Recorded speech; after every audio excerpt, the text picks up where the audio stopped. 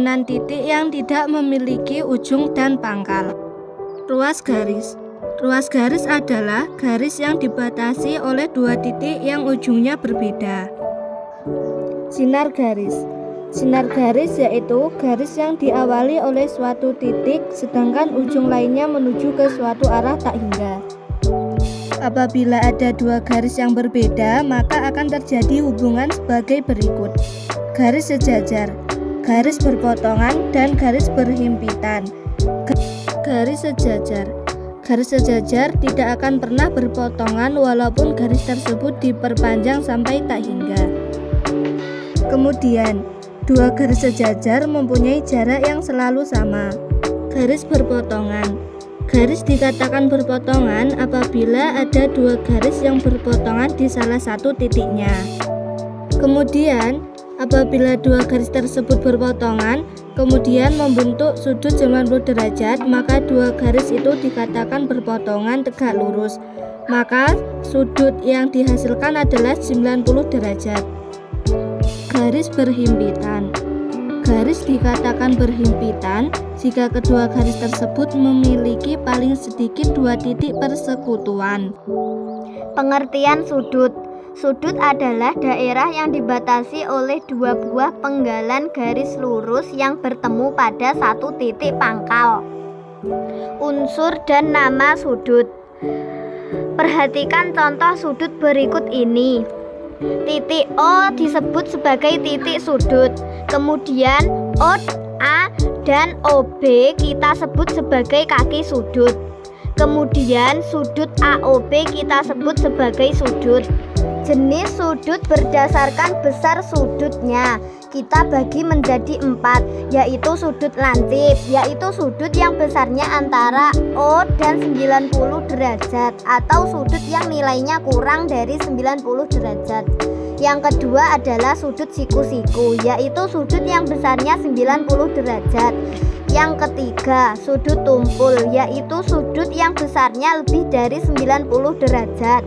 Kemudian sudut lurus, yaitu sudut yang besarnya 180 derajat. Jika terdapat dua garis sejajar dipotong oleh sebuah garis, maka akan terbentuk beberapa jenis sudut. Di antaranya adalah sudut sehadap, yaitu memiliki besar sudut yang sama. Contoh, sudut A dan sudut B merupakan sudut sehadap. Sudut P dan sudut Q merupakan sudut sehadap. Yang kedua adalah sudut berpelurus, yaitu memiliki jumlah sudut 180 derajat. Perhatikan contoh berikut. Sudut A dan sudut B merupakan sudut berpelurus, maka sudut A ditambah sudut B sama dengan 180. Contoh lain, sudut P dan sudut Q merupakan sudut berpelurus, maka sudut P ditambah sudut Q sama dengan 180. Yang ketiga, sudut bertolak belakang. Sudut bertolak belakang memiliki besar sudut yang sama. Contohnya adalah sudut A dan sudut B merupakan sudut bertolak belakang, maka sudut A sama dengan sudut B. Begitu juga sudut P dan sudut Q.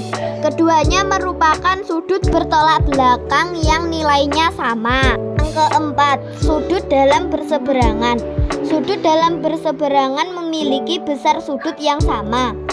Contohnya adalah sudut P sama dengan sudut Q. Selanjutnya adalah sudut luar berseberangan. Sifatnya adalah memiliki besar sudut yang sama. Contoh sudut luar berseberangan adalah A dan B. Sudut A sama dengan sudut B.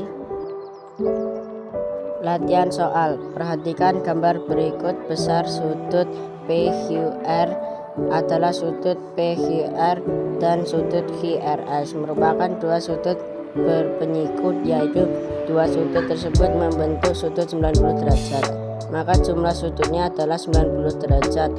Maka 2A tambah dengan 3A sama dengan 90 derajat.